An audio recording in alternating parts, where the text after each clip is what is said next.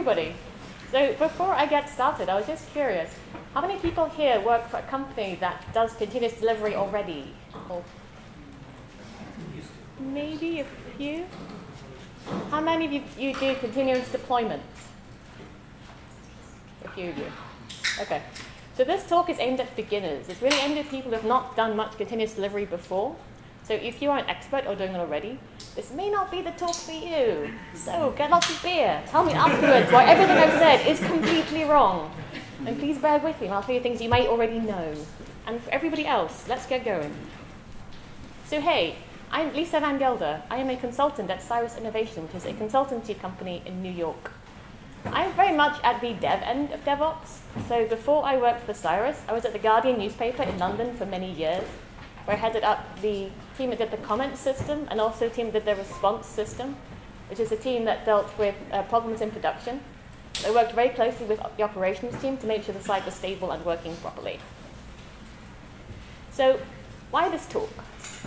So I've been to some really amazing talks this year from companies like Google and Facebook and Netflix about continuous delivery and continuous deployment. And I've come out of those talks and I've talked to people in the audience. What they said to me is, yeah, that's fantastic. If you have the budget of Google or Facebook, if you have those kind of numbers of developers, it's fantastic, you can do it. But the rest of us, we don't have those kind of budgets. We can't afford to throw hardware at the problem like Facebook and have one server per test the way that they do. So continuous delivery is only for the big companies, it's not for the small ones. And this talk is ready to say that is not true, that everyone can do continuous delivery. So first of all, a lot of people confuse continuous delivery and continuous deployment. They're actually not the same thing. So continuous delivery is not about automating everything. It's really about trying to find the bottlenecks to stop you delivering things and removing those bottlenecks. So I'm going to start by talking through briefly what continuous deployment is, and then tell you what continuous delivery is in comparison. So what this is an example pipeline for continuous deployment. The pipeline might not look exactly like this. It's just an example of what it might look like. So basically what it is a series of checkpoints, each of which tries to prove that the code is not fit to release to production. So it's impossible to prove the absence of bugs. You only prove the presence of bugs. So each checkpoint will try to prove that there are bugs. If they find bugs, the whole build stops. The build goes back to the first stage. Developers stop what they're doing. They fix the issue. And then the build kicks off again from the beginning. So it starts out when developers check in to master. The next stage is continuous integration. So the code that's just been checked into master is checked with the rest of code that's already there. So tests are run against all the code to make sure the code will integrate with it. Here it's been put into two different checkpoints. It may or may not be split into two different things. The first one is unit tests, which will test code, either methods or objects in isolation. The second one, acceptance tests or integration tests. This is where you're testing the combination of several objects or several things all together, quite possibly by something like Selenium, which will actually drive a web browser. After that, if there are no problems with continuous integration, performance tests are run. So the code is deployed to performance test environment, automatic performance tests are run. If there are no performance regressions, code will automatically be deployed maybe to a canary test environment. So canary tests, this is a bit like a canary in a coal mine. You don't deploy the code to all the servers at the beginning. You deploy the code to any percentage of the servers, maybe 1%, maybe 5%. And you just look to see how the code behaves. If there are no problems with those servers, then the code is rolled out to the rest of the servers in production. So at that point, the canary test stage has been passed. So note that all this is completely automatic. So there is no human intervention, but code has gone straight from a developer checking in to master to code being live in production. But also note that quality is still assured because there are checkpoints at every stage making sure that quality is still there. Also note that although it's automatic, it's not instant. So some of these checkpoints might take a while to run, particularly things like acceptance tests or performance tests if they're long-running tests. That's awesome. But most of us don't work in an environment that is quite that automated. So a lot of us work in an environment which is a bit more like this, which is exactly the same as the last one, but now there are humans involved. So a lot of this is not quite automatic anymore.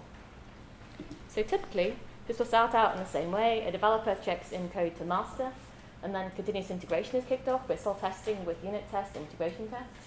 But then after that, humans. So there's quite probably a human who is going to choose when to deploy to the QA environment, and humans will run manual QA tests to make sure that all the code still works. Also, humans will run performance tests, and humans will also choose when to deploy to production. Quite often, this actually makes sense. You might have a product manager who wants to make the call on when exactly is a good time to deploy to production. You might have operations people who want to make the call on when exactly a good time is to deploy. Perhaps there are peak times and other times. Maybe there's something you want to keep an eye on before they just suddenly go live. So it's actually fine to have humans in some of these things. The point isn't really that you mustn't have humans anywhere. It's really about measuring the time it takes you to get from one end to the other end. So the complete time it takes to get from check-in to master to code being live in production is called cycle time. And it's important to measure that and to remove blockers that make that quicker, because, hey, this is an F-16 fighter jet. There was a really smart man called John Boyd who watched planes fight in Korea. And he solved the problem that the military had been working on for quite a while, which is, what makes fighter jets most efficient? Is it the armor? Is it the speed of the plane? Is it the weapons that they have? And what John Boyd realized is actually that the thing that the most often correlates to success is the reaction time of the plane. That is, the time in which the plane reacts to the pilot's input telling it what to do. So if you're in a dogfight, if you can make 6 decisions and your opponent can make 3 decisions, you're not guaranteed to win, but the odds are in your favor. So what John Boyd came up with is the concept of this thing called an OODA loop, which stands for observe, orient, decide, and act. So if the first thing that you do, if you want to do something, is you observe. So you see what's going on. What's the enemy fighter doing? He's climbing up. Okay. Then you orient. What does that mean? From past experience, if he's going up, he's going to come down again in a minute to come get you. You decide. Then you decide what to do based on your observations and your knowledge of past actions. And then you act. You go through a lot of these OODA loops with every fight they get into. But because every one of these is actually based on observations, the more of these that you go through, the more likely it is that you're going to make a good decision. The other thing is that if you can react faster than your opponent, you can actually make them act on old data. So if you can put your decisions into actions quicker than they can, even though they can see what you're doing, they can still observe. If their plane is taking too long to respond to their decision, you're in a much better position. And John Boyd's thinking has actually really impacted the way that modern fighters are built. So the picture of the F-16, that's based on John Boyd's work. So what's that got to do with software development? So it actually comes back to this idea of cycle time again. The time it takes to get from check-in to master to code being in production. This is the cycle time of your organization. By the time you get to here, your organization has already gone through the first bit of an OODA loop. So you have already observed. You've looked to see what your competitors are doing. You've oriented, so you've decided what that means. You've made a decision for what you want to do. And now you want to put that decision into action. So just the same way as with an OODA loop with fighters, if your company can make 6 decisions and your competitors can make 3 decisions, you're not guaranteed to win, but you're in a good position. And just the same ways with the fighters, you can act quicker than your competitors. You can disrupt their OODA loops, so you can make them act on old information. Again, this puts you in a much better position. So this is why it's important to both measure your cycle time and to try and reduce it as much as you possibly can.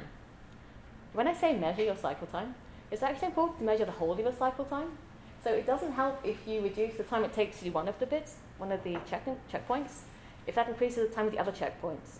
The thing that you want to reduce is the whole cycle time altogether. So this is the point of continuous delivery: to measure the total cycle time, to reduce the cycle time, and to improve the reaction time of your organization. So, fantastic. How do you choose where to start with doing this? So one really good place to start is to double the frequency of your releases. So you're still releasing the same amount of code, but splitting it into smaller chunks to release each individual chunk much more quickly. And actually, just just doing smaller releases has a lot of benefits all by itself. Code has value in production. Code doesn't have value on your CI servers, so get it to production quicker. There's a lot less coordination required if you're doing smaller releases and bigger releases, because you're only testing the integration between your one small feature and production, rather than your feature and every other feature to be released at the same time and production. So it's much easier to test. It's much easier to see if your one feature caused issues in production, because you know it was that just went live. Whereas if you have 60 things that went live, it's much more hard to tell which one it was. And it's much easier to roll back one thing than 60 things. Brief side note, if you can't actually release it, fake it.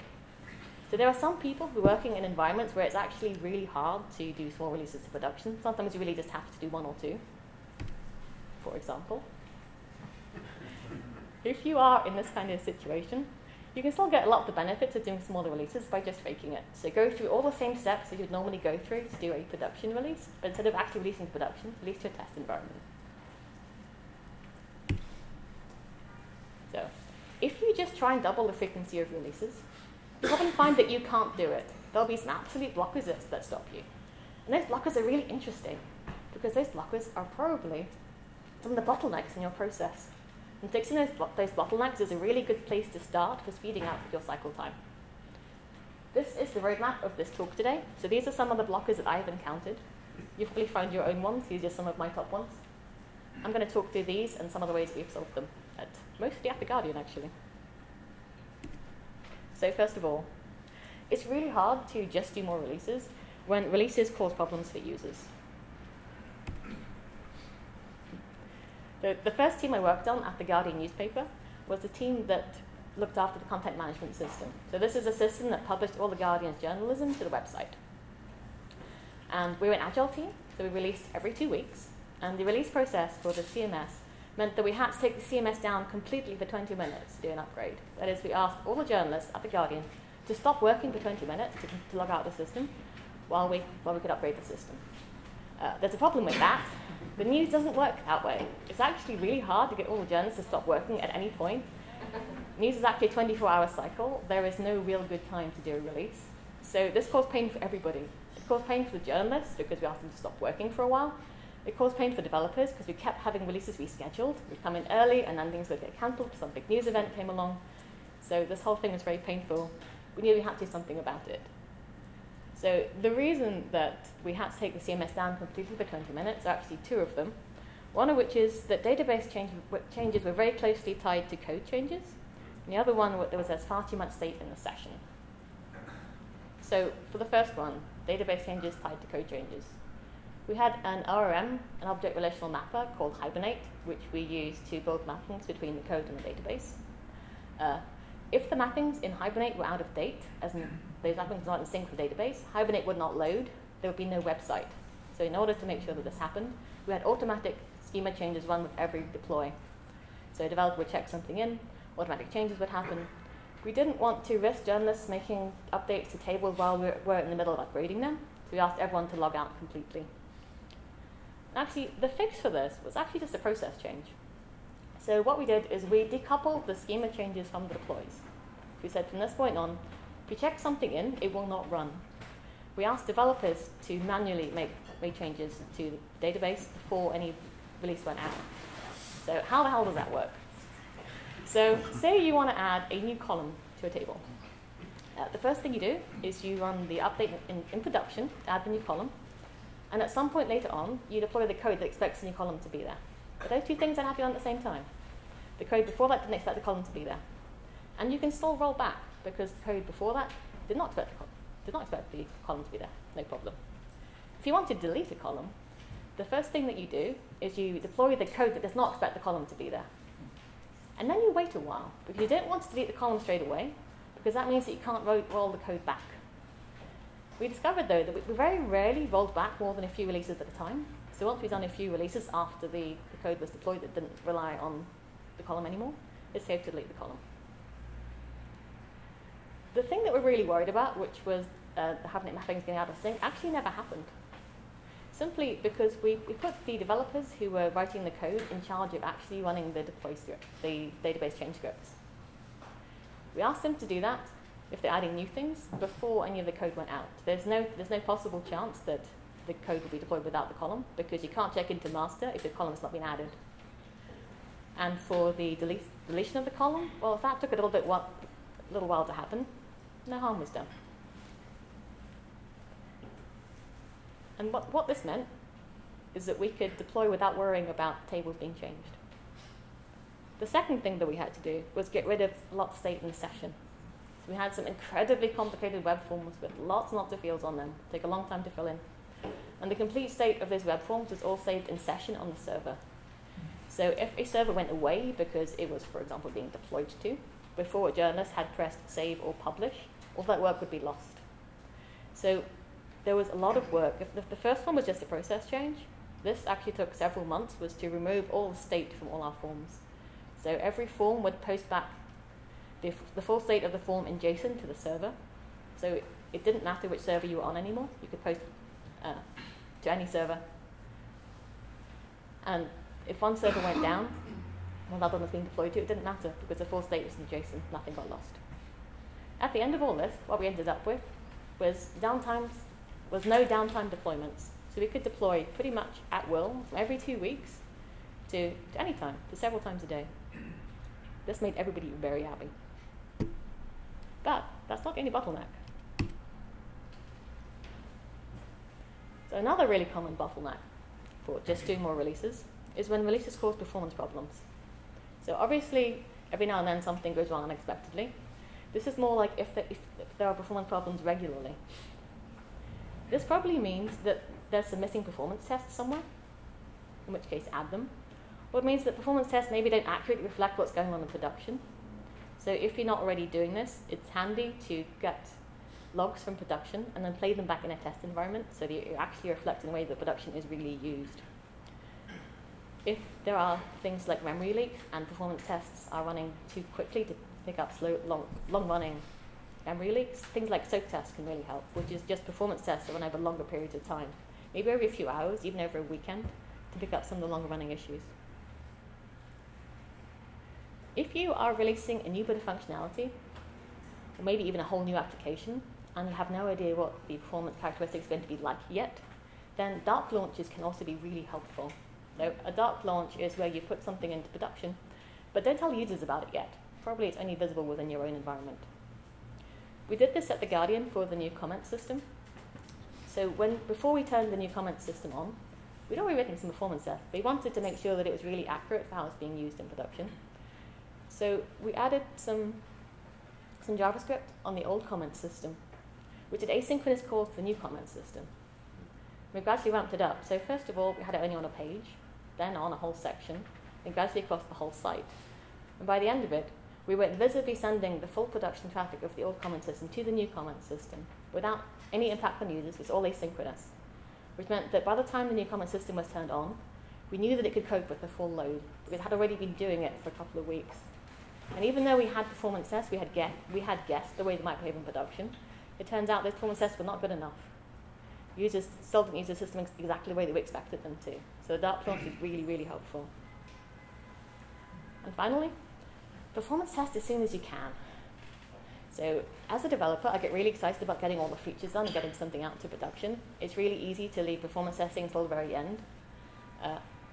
It's very expensive to fix basic problems if you leave it until the end. Like if there are problems with your architecture, problems with the hosting environment to which your application is deployed, it's much better to find that out at the beginning of the process than at the end. So what I like to do is, if I'm building something entirely new, run an end-to-end test as soon as I possibly can, as soon as there's anything to test. Then you can get the baseline tests for your systems. You can get the base response times. You can't build all your performance tests at the beginning, because you don't know what you're going to be testing yet. But you can set it up everyone thinking about it. And as you add new features, you can see how those baselines change. It's really useful.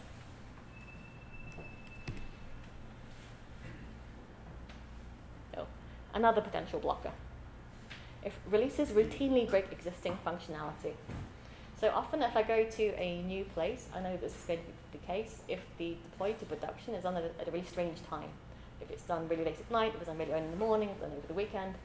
This is because releases routinely break functionality for users. So releases can't be done when users are on the site. There are a couple of really common causes for this. One of which is, again, missing tests. If you find that you're having the same problems over and over again, make sure there are tests for them. Another really common cause for this is if there's no environment that is close enough to production to test on. So it's really important to have at least one environment that is an exact scaled-down replica of production, with everything that production has on it. Every firewall rule, every external system, everything that it does, because you can be sure that the one thing that your production system has and your test system does not have, that's the one thing that's going to break really badly in production. And this is what happened for our comment system. So when my lovely, very carefully tested comment system finally went live, a whole bunch of its functionality just didn't work. So we looked at our servers, and the whole bunch of requests just never actually hit our servers. The difference between production and our test environment was a CDN. It was basically supposed to be acting as invisible cache. So it was supposed to just forward on every request it didn't know what to do with, it couldn't respond to, straight onto our servers. We discovered in production that it didn't allow zero-length posts. So there were a bunch of posts that we had, because we had REST URLs, where all the information that the server needed was actually in the URL. So there's no information being sent to the post. But it was a post, because it's not idempotent. It's making changes. This can't be a GET. Look, a bit like that. The CDN ate those requests. They never didn't forward them on. It just didn't allow them. No error messages, no nothing, just quietly ate the whole thing. So we had to roll back our production release, work out what the thing was, and roll forward. If we'd had a CDN in our test environment, we could have found that a lot less publicly, which would have been way better. And the fix for this, by the way, was really simple. All we had to do is add a really tiny test string. It didn't matter what the string was, and then these requests would go straight through. Very easy to fix, very painful to find in production. Another really common blocker for getting more releases done is if the operations team just don't have time to do more releases. They're busy. They've got more important things to be doing. You know, we all know, ideally, that a deploy should look a lot like that. Should be really simple, right? I have worked at a whole bunch of places where it looks a lot more like that. So these kind of releases, they're stressful.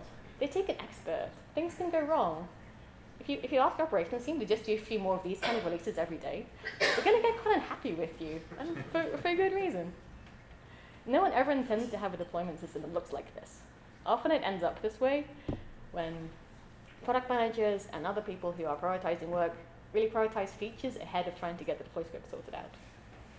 So one team I know fixed this by giving the entire deploy process to the developers. So developers were trained in how to deploy. They were trained in how to monitor the releases to make sure that the releases were going okay. And then the entire system was just handed over to them.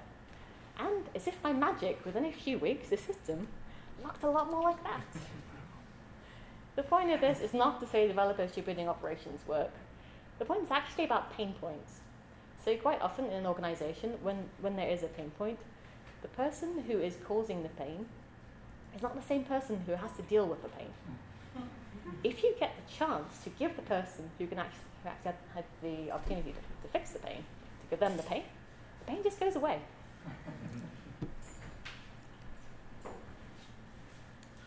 Here is another really common blocker. When operations and developers don't have time to watch releases. So this happens for a bunch of reasons, but the symptoms are that release interrupts normal work. So you have to call people away from what they're normally doing. The team has to be on standby in case of issues. You have to actively interrupt their day. So one of the causes of this is that it's not very easy to see what's going on with the system. I love monitoring. Monitoring all the things is fantastic. But it's quite easy to get overwhelmed with graphs, particularly when they're not really obvious or not really easy to read.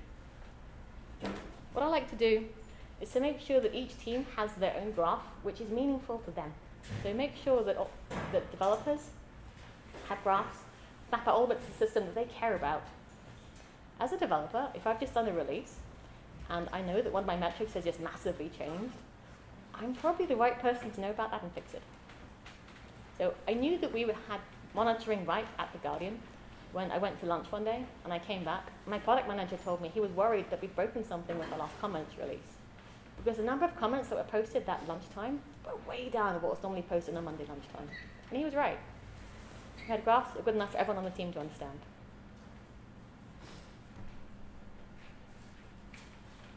Another really good thing, rollbacks. The risk of a release is much higher when a rollback isn't possible.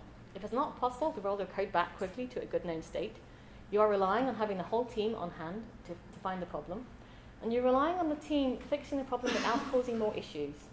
It's actually really stressful when something's going wrong in production. If the only way is to roll forward, if there is no rollback, you risk people rushing to get something out to production and actually making the problem even worse. So rollbacks should really be a normal operation, not a failure. If something's going wrong, users don't care about your new feature if the site is down.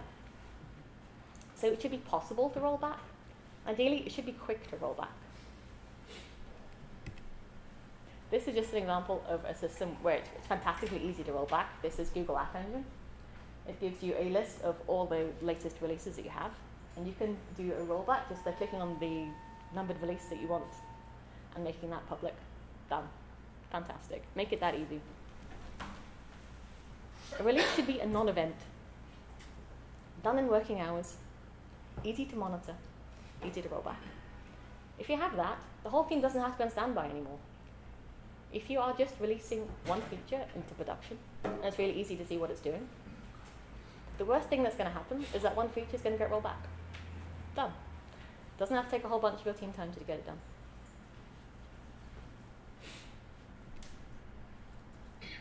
Another very common bottleneck, particularly when QA is doing a whole bunch of manual testing, when QA don't have time to test. I've been in a lot of meetings like this. This is an example IPM, where developers and QAs are signing up for the amount of story points that they think they can get done in an iteration. But there's a problem with this. The problem is that developer capacity is far higher than QA capacity. So you can see that by the time we have got to the second story, all the QA capacity for the iteration has already been taken up, but developers are still signing up for more work. So what that means is, even in the best case scenario, if you're going to release these features one by one, by the time you get to the third feature, you're going to have a delay, because there's no way that the QA is ever going to test it for you. And this is going to be cumulative. So that QA capacity is not getting any bigger. So right now the capacity is 6. Next iteration is going to be 3. Pretty soon it's actually going to be negative if you don't do anything about it. So often we get into this kind of situation where people think, okay, so this QA capacity is temporary, we're going to hire more QAs, people are going to come back off holiday, things are going to change. The trouble is that may not actually happen. You don't know what's going to happen in the future. It's better to actually work with the capacity that you have. So if you only have a very small QA capacity, you can't use them for manual tests in the way that you want to. You have to be a bit smarter about it. One good way to do this is to get QAs to act a bit more like consultants. So rather than QAs doing a whole bunch of manual testing, QAs get together with developers, discuss with developers how they would test the features, and get developers to do the tests. So developers act a bit more like QA. That capacity, 17 and 6, put it together. The important thing is that these stories get tested. The important thing is not about who tests them. These kind of cross-functional issues, it's actually not just about QA and developers. There's a whole bunch of different cross-functional team issues which can come along. Waiting for designs, waiting for UX, waiting for product manager sign-up, a whole bunch of different things. And they're all equally bad. So this is an example board for an iteration, showing what state a whole bunch of stories are in. And you can see that there are several stories that are blocked. This is a terrible sign. Code decays.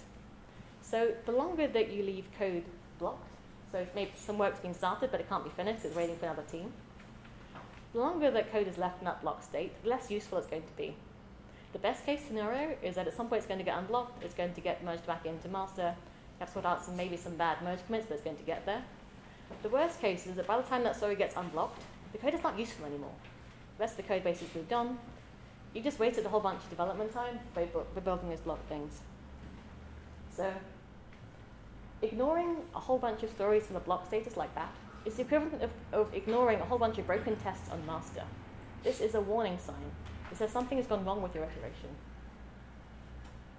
So if you get into this kind of state, don't just continue, don't just add more stories onto it.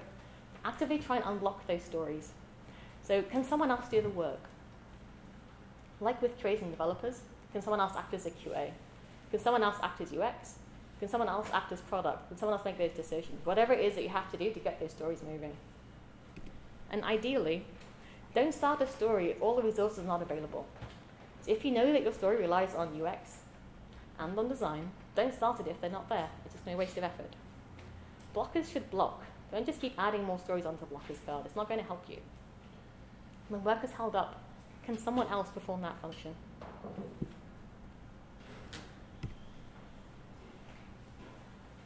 Another really common blocker to getting things out.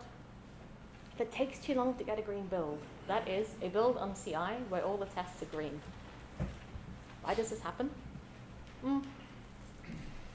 It could be because a lot of flaky tests. So a definition of a flaky test is a test which does not always pass or fail. So if you run it several times, you're going to get different results. Or if you run it on your CI server, it fails, but it passes locally. These tests are really evil. They are the tests that cry wolf because they lead you to reduced confidence in your test suite. So as soon as you know that you have flaky tests, you know that master's red, but it's not really red because you know that this one test is kind of a flake. It encourages you to not treat breaks on master seriously. It's quite possible that if you know you have flaky tests, that you will start to release code to environments, maybe even production, when master is red. And that's a terrible slippery slope to go along because, okay, sure, this one test was actually a flake, but maybe tomorrow you ignore a test, and that was actually a real test. Now you've released something which you should have picked up before it went into production, and it's got out there. So if you find that you have flaky tests, don't let them build up. Isolate them quickly, and either fix them or delete them. Because a flaky test does not give you any value. If it breaks, you're not going to pay any attention to it anyway. So if you can't fix it quickly, just get rid of it. Slow running tests. More than 5 minutes for your complete test suite to run is slow. And it starts being a waste of developer time because either they are waiting for the test run to complete or else they're getting on with new work and then they're going to be interrupted on their new work and context switch when tests break on their test run, they're going to have to go back to fix it. So you're going to interrupt the flow of development to fix the tests. And if your tests are very slow, like maybe more than half an hour, UX developers not waiting for tests to finish before they check into master because they think, I'll just change one small thing, it's going to be fine. And now suddenly you're in a state where it's really hard to get a green build because master's continuously broken because people aren't waiting to see if their test run is green. So it's important to get these tests running as soon as you possibly can. One thing that you can do if you have problems with slow tests is to separate out unit tests from acceptance tests. Acceptance tests or integration tests by nature are a lot slower, particularly if you're using the browser. Unit tests run a lot quicker. It's very frustrating for me as a developer if I wait 20 minutes for a whole bunch of slow acceptance tests to run to find that my very quick unit test failed. So at the very least, you can get feedback quickly from all the quick tests before you run any of the slow ones. Also, try to limit the amount of acceptance tests because the cost of these is very slow. They're slowing down your whole team. It's useful to have them, but try to limit them to only a few that go across the whole system. You should be testing most of your functionality already at the unit test level. So you shouldn't need to have a shed load of acceptance tests slowing everything down.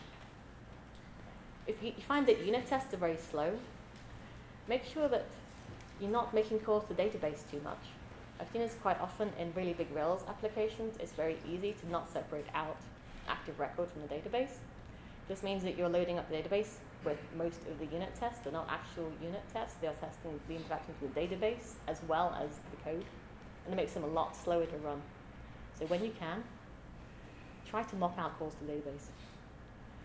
And if all else fails, run tests in parallel, maybe on a CI server. But it's better if you can to get tests running all on a developer's machine. Because even if you can run tests really quickly on some kind of continuous integration server, you're quite possibly waiting in a queue before your build can run. And now again you end up back in the same situation where you're waiting for a long time for feedback on your tests, picking up something new, maybe not bothering to wait for your tests to go out there. So quick test suite runs, useful if you can. And just going back to lots of acceptance tests again for a minute. They're really useful when they test the integration of all the systems all together. You test features the way that a user would use them, end to end. But I've also seen features they're testing much more UI things, which are actually a lot less useful. A good rule of thumb for an acceptance test is, if that test fails, would I stop releasing to production? And I've seen a lot of tests that don't actually pass that test. For example, I've seen tests that fail if the heading was not a H1. Does your user actually care about that? Should that really stop a release? If not, that test really shouldn't be there. Next, merge hell. So this happens if you have long-running feature branches, particularly if you have lots of developers working on a really big code base, each of which has long-running feature branches, maybe for the length of an iteration. And at the very end of the iteration, everyone starts to merge their branches all together. And now suddenly, nothing is working. The QAs are tearing their hair out because they've been testing these feature branches all individually, but now suddenly all the branches are being merged together. And everything's gone completely crazy. So ideally, don't have long-lived feature branches.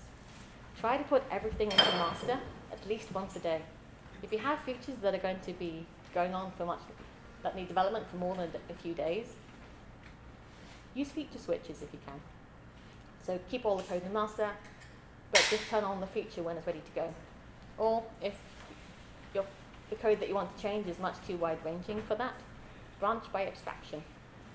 So put an interface across the thing that you want to change, create a new thing under the new interface. When it's good to go, swap it back in there again. Continuous integration is more often than you think. If you have a whole bunch of long-running feature branches, you are not testing integration between all your code. You're only testing integration between your feature branch and master. Don't find that out at the end of the release just before you want to go live. That's far too late. So the main point of this talk has really been about speeding up your cycle time. You don't necessarily have to go to continuous deployment.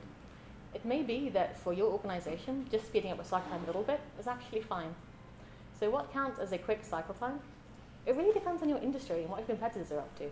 So if your cycle time is a couple of weeks, but your competitor's cycle time is a couple of days, then you probably have some work to do to get a bit quicker. But if your cycle time is a couple of days, theirs is a couple of months, you're fine. It's actually not necessary to get a lot better than that. But if you're in a situation where you really have to get quicker, and you've already fixed the rest of your bottlenecks, and you want to start getting a bit closer to continuous deployment itself, here are a couple of thoughts about how to do that. And the first thing is, there is no magic tool that will help you get to continuous deployment. A lot of it is, again, working out what humans are currently doing, and what decision points are that humans have used to get those decisions. So, this slide is not about removing QAs.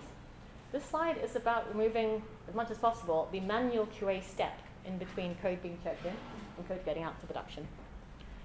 So the work that QAs are doing is moved earlier in the process. So ideally what they're doing now is working with developers. When a story starts, QAs will get together with developers to discuss what tests should be written. If you have technical kind of QAs, maybe the QAs actually write the acceptance or integration tests themselves. If they don't, they will certainly be discussing with the developers what tests should be there. And when the story is done, the QAs will be sitting with the developer while the developer shows how it works and what the tests are, and making sure that the story is actually tested. And the QAs are also involved with setting the performance tests, so setting scenarios. QAs are great at working out the kind of things that might break the system, so that they should really be writing a lot of automatic tests to catch these things. Computers are really good at doing a whole bunch of automatic things over and over and over, like these kind of tests. But humans are really good at exploratory testing, at figuring out the weird and wacky things that users might be doing to the system that's going to break it.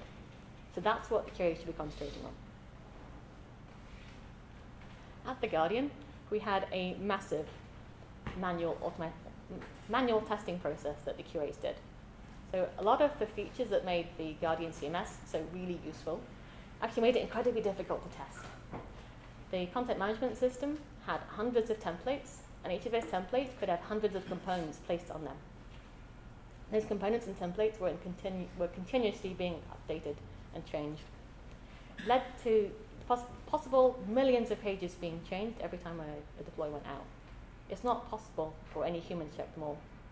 It's actually really difficult for any computer to check them all either, because a lot of the changes, it wasn't that the page wouldn't load, it's much more that the page would look kind of strange. Things would be styled wrong. The fonts would be off. The spacing would be off. Journalists really, really care about fonts and spacing, much more than I do. So we would get calls. Yeah. This last release, the font size is completely wrong on this page. Like it's a massive thing. So there was an outsourced team because we didn't have the QA capacity to do the amount of tests across all these pages. We didn't try to test all the millions of pages. We certainly tried to test a very big subset of the pages. So this massive outsourced team, which I think that the total QA time for every release was something like 2 weeks of man hours, which was condensed into 2 days. But even that, what we found, we didn't actually catch the problems because there are so many potential places. What the QAs would be doing is just playing catch up every time. So whatever broke last time, they'd be testing again this time. But we knew that. We checked that already when we were doing the development. So that's not something that's going to break. It's a whole different thing that's going to break this time. We did some evaluation of how the QA process was going, and actually it just really wasn't working at all. Even though we had a whole bunch of people, they weren't really catching the useful issues. So the fix for this was, first of all, to stop having quite that many templates. There was, anyway, a massive rewrite of the CMS in progress. I think it has just gone live now. It's very exciting. It has massively simplified things because the templates and components were not only really complicated to test, they were really complicated to use. So it was much too complicated for any one journalist to keep the whole thing in their head anyway. The second thing was just to stop trying to test that many pages. There's a lot of them, even though they're millions of pages. Users only really care about a small subset of that. They don't care about most of them. So in the end, what the QA process came down to was test only the pages that the users really care about. So test the most popular pages. And for the rest of them, if there's a release and we broke something on a really popular page, the users would tell us about it. If we broke something in a release, no one told us about it for 3 months, well, in that case, I'm probably going to delete it because no one really noticed for 3 months. So why is this thing still there clogging up my CMS? Or, in other words, it's not possible to catch everything before it gets to production. Even with the best tests that you have, even with the biggest query results that you're ever going to have, things are always going to get through just because they are. It's much better for the users if, when there is a bug, if you can fix it quickly, that is, if your cycle time is quickly, you can get things moving through your system quickly and fix it quickly, than to spend huge QA effort trying to catch everything because you never can. That's the lesson that we eventually learned at The Guardian. Taking the human out of performance tests. So this is really about working out what criteria that the humans use right now to work out whether performance is good. At The Guardian, for a long time, we used to look at graphs. A human would look at the graph and decide if that graph was good enough for the code to go out to production. The trouble is that humans are kind of subjective in the way they make decisions. No two humans are going to make the same decision when looking at the same graphs.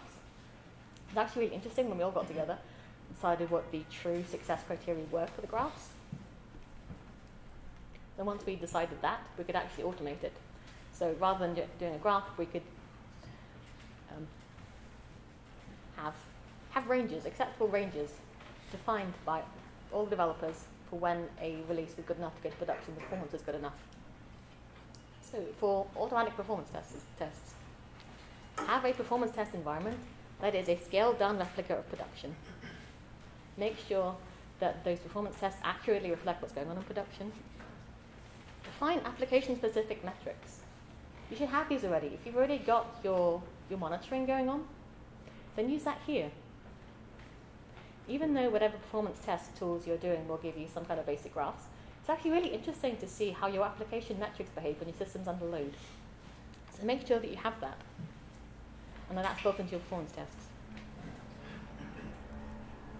And lastly, automating release process. This is much more about making it easy to launch and to roll back. Maybe about adding some canary tests in. So you now have your application metrics. You know how they perform under load. It should be really easy now to write something that uses those application metrics to work out if the latest release is doing well in production or not. And if not, if you have canary tests, it can do an automatic rollback. If the rest of production is not doing well, it can alert you to tell you that something's done wrong. Oh, and if you have feature switches, then it's even easier when your application logic is telling you that something's going really badly wrong. Just turn your feature off. Easy. So, in summary, measure your cycle time, fix your bottlenecks, improve your reaction time. Questions?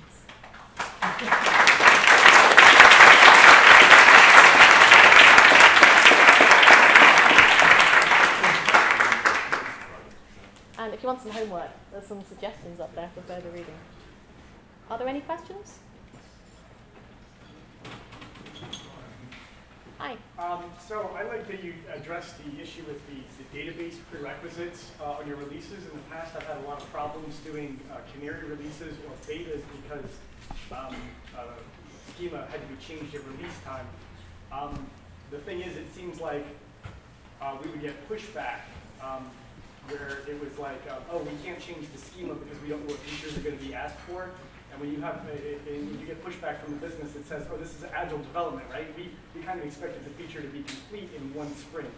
And you're telling me it's going to take 3 sprints or 4 sprints for this feature to release because you have to change the database schema.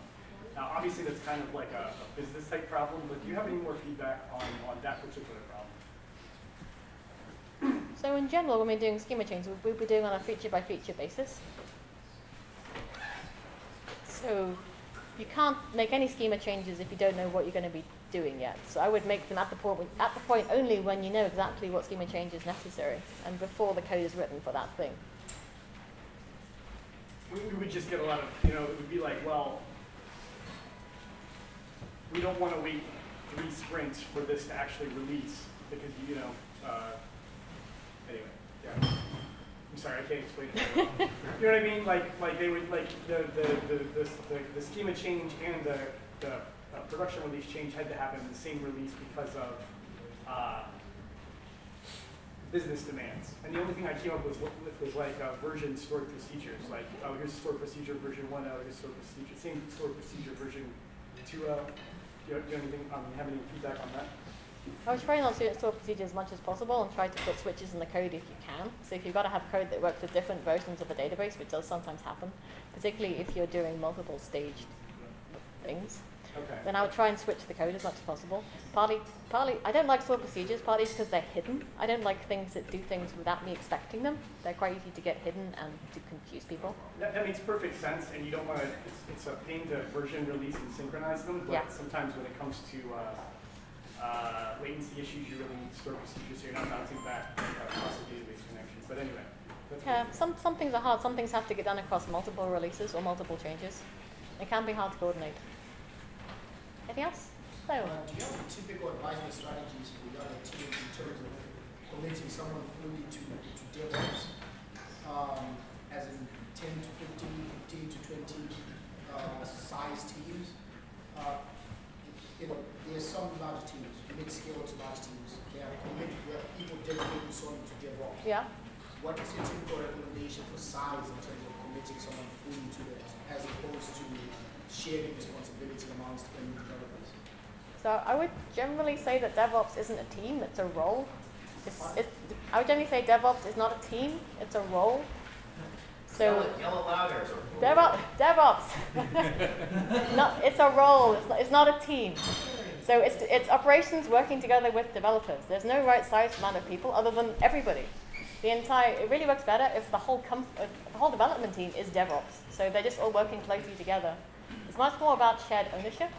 So rather than operations owning production and developers owning the code, but everybody owning everything and working much closer together. So I'd say the right size for DevOps is the development team, all of them. Hi.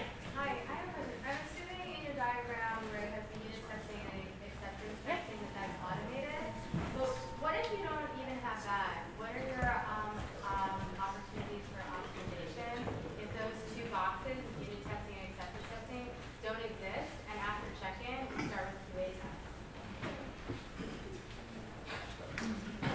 I guess it's pretty much the same.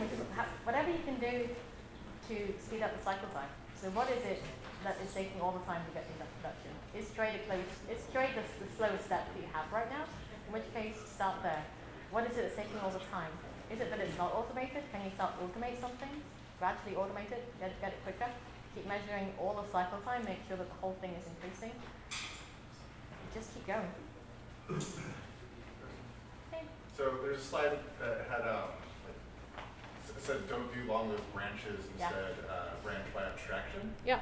So I wonder if you can elaborate on that a little bit. Oh, where's that? Yeah. So feature switches are really great as long as feature switches don't go across too much of the code base. Sometimes if the code that is checking for the feature starts getting too spread out, it's quite a pain to manage, it's quite a pain to take it out at the end. So if you're changing a really big part of your code base, then try and hide it behind an interface. So you have an interface put the current implementation behind the interface, do that for now, develop the new thing, which also follows the interface as well, and then at the point when you're good to go, swap them over, and then delete the interface at the end, so you're good to go. Often when I have my long-lived branches, I'm actually trying to introduce a new interface. So. That can be hard. Yeah, these things are hard. Was that it? Should we call it a night? Is that it? Want to call it? Okay.